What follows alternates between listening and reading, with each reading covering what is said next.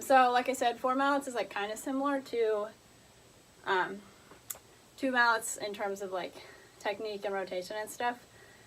So I think most of the kids, I would hope, know how to hold 4. If not, like, it's as simple as you just put one in the center of your palm, and then you're gonna wrap your pointer finger around it, and like it's gonna be this like T connection, and you can like act like you're super cool and tell them that they're magicians, because like whenever you do that, you can like flip your mallet the whole way upside down, and it still stays in there because of like the fatty part of your palm.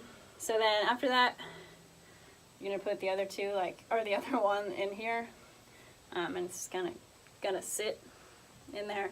And like another thing is like probably like less than an inch out the back is like ideal, just because like obviously if it's like this, like that's not even, so when you play, like, it's on 2 completely different parts of the keys, and we don't want that. So if you do get into like more specifics, the the middle finger is like the key to success in 4 mallet, especially Stevens grip. So like a common misconception is that like the pointer finger's kind of just chilling like here, but like if you read up on like the literature and like have proper technique, you'll see that like you're really supposed to like grasp the inner mallet with your middle finger, and that kind of serves as the propeller to like propel your inner mallets and like keep both of your mallets balanced if you're playing like double stops or quad stops. So yeah, there's that. This is something I recently just figured out, and you can kind of see it here. So a lot of times kids will have issues with like this or this, like especially when they play block chords, like you'll see like this whenever they play, and like that's like really hard to fix, because you can't just be like, you know, lift your outer mallet, because then they'll go like this, and then they'll be like using arm and stuff. But I realized that what it is like, so if you can kind of see here, my wrist is like that way a little bit, but if I shift it in, my mallets just become more even in terms of like where they are on the bar and the height.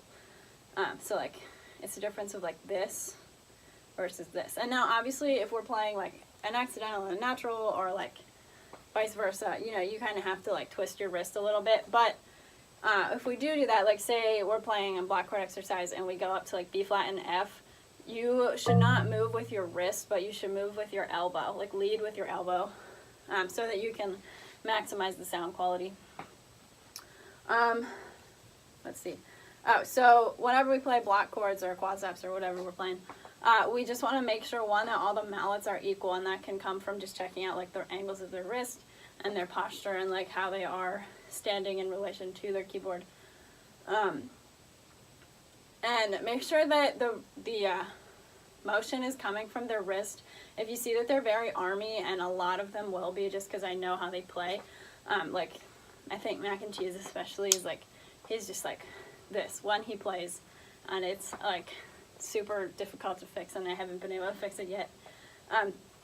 But yeah, if they're having problems like playing block chords without using all arm, tell them, like in moderation, tell them to raise their wrists up a little bit, like this. It's kind of the same concept like I talked about with 2 mallets, but like the difference between this and this is like very subtle, but it's the difference between like only being able to rotate this much without like using your arm, or like being able to rotate this much.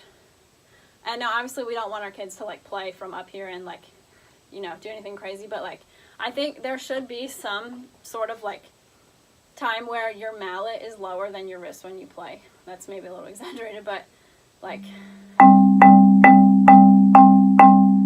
and we hear people talk about like the wrist pop, so we really want to go for that. It's kind of just like this motion of like, this is like in slow motion, where your wrist is going to pop up higher than your arm, pretty much. See how like my mallets go downward? This is like a big exaggeration, but it might help you or the kids to like understand how this works really. So in slow motion, it'll look like. Cool.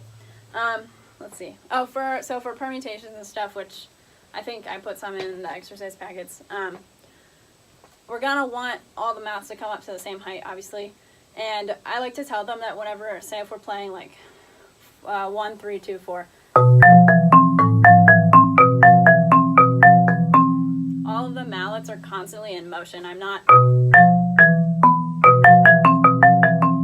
like stopping my stroke in between. It's kind of just like flowy, so if you were to like slow it down, it would look like pretty much like that.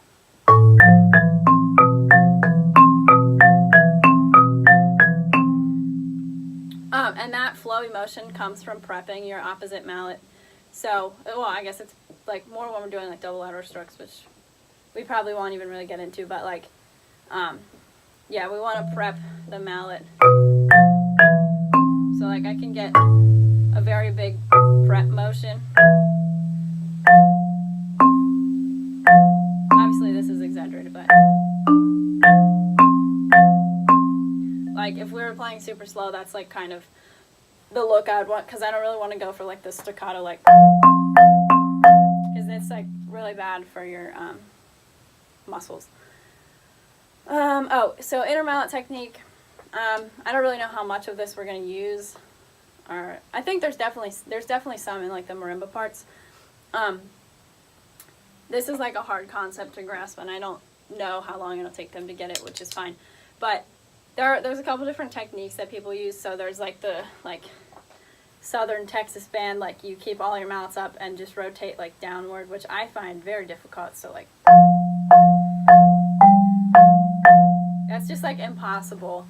And it's just like a lot of extra work for no reason. And then there's like the one where they're like basically on a string, and it's like your outer mallet is supposed to like stay still the whole time and like stay very low to the keyboard. Like I can't even really do that because it's just kind of ridiculous. But I like to use like a happy medium in between the two. So like it's not like this way and it's not like that extreme, but it's kind of like in the middle. And yeah, so it's like.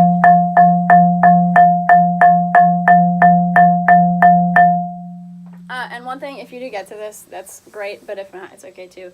One thing I tell my kids is that when you're playing this, you should be looking for the inside of your arm. So like, you can see how the inside of my arm literally comes up. And I'm not rotating this way, but I'm rotating this way. It's kind of like the door handle example. Like same with like lateral strokes. It's like the same motion, but you're just taking out like the outside mallet. So it's like the difference between this and like.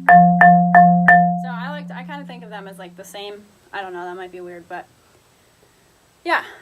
Let's see. Oh, the only other thing I can think of is like, I don't even think they'll ask this question, but if they do, if you're playing like scales, and we get to a certain tempo that they can't play like in the center of the bar, I would say we're going to stack with our right mallet over our left. And it doesn't have to be like super drastic, but it can be just enough so that you have enough room to play the scale without your mallets hitting each other, because that's a problem sometimes for some people. Just remind them to never hit on the notes, because that's disgusting. Yeah, I think that's it. If you have any more questions, just let me know. I think definitely doing all the drumming stuff will be really helpful for them. Yeah, if you want to get started on mallet technique and stuff, that would be great. Oh, one more thing, especially for two mallets, if they aren't like playing into the keys, because there's a lot of kids that are just like, and they might be getting the height and like the technique looks okay, but like if the person beside them is playing like, and they're playing, like that's like not gonna be acceptable. So I like to tell them to use the weight of their forearm, because like, and if they like have trouble figuring this out, you can have them like hold their forearm, like just like use all that dead weight, and feel that it's like actually heavy. And I think that usually helps them to like understand that they have to like use this to their advantage. And also the weight of the mallet head, like I know some of the Pro Mark stuff we use like are kind of heavy actually, so that might be an advantage to that. It's just like using the weight of this and the weight of this to like put that into your stroke so you can get the maximum sound quality. So like